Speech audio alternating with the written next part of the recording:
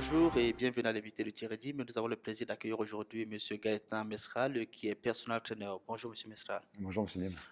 On se rend compte aujourd'hui que dans toutes les publicités alimentaires, il y a toujours ce petit slogan manger, bouger. Est-ce parce que notre société est assez paresseuse? Alors effectivement, je pense qu'au jour d'aujourd'hui, avec le genre de travail qui existe, on est de plus en plus souvent assis et on manque de plus en plus souvent d'activité. Ça, c'est absolument vrai. Ouais. Mais quelque part également, on ne peut pas faire autrement parce que si on doit aller travailler, si on est informaticien, on ne va pas quand même faire travailler toute la journée debout.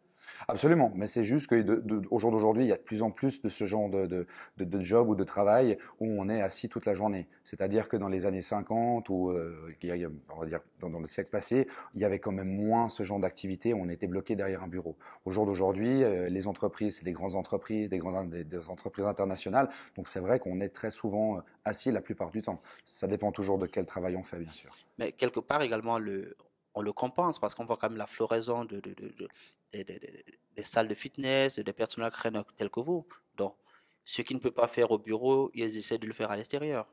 Alors absolument. Après, je dirais qu'il y a toujours le souci du fitness. Alors effectivement, je dis il y a toujours des sports pour tout le monde. Il y a le fitness, il y a le personal training, il y a les activités extérieures.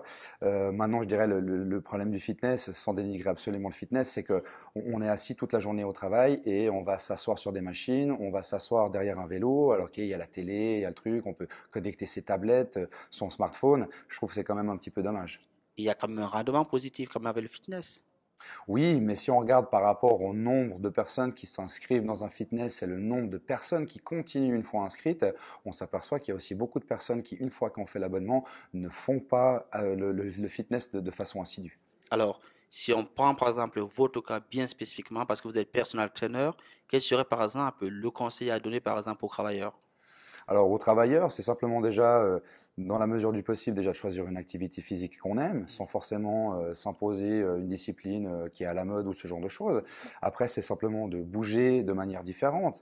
J'entends par exemple dans la région de l'Arc lémanique, on a le lac, on a les montagnes, on a les pistes Vita, on a énormément de moyens de faire des activités sportives ou une activité physique sans forcément encore aller s'enfermer par exemple dans une salle de fitness. On sait qu'une semaine a 7 jours. Un travailleur travaille de lundi à vendredi. En principe, pendant le week-end, on s'occupe des enfants. On prendra ce temps où?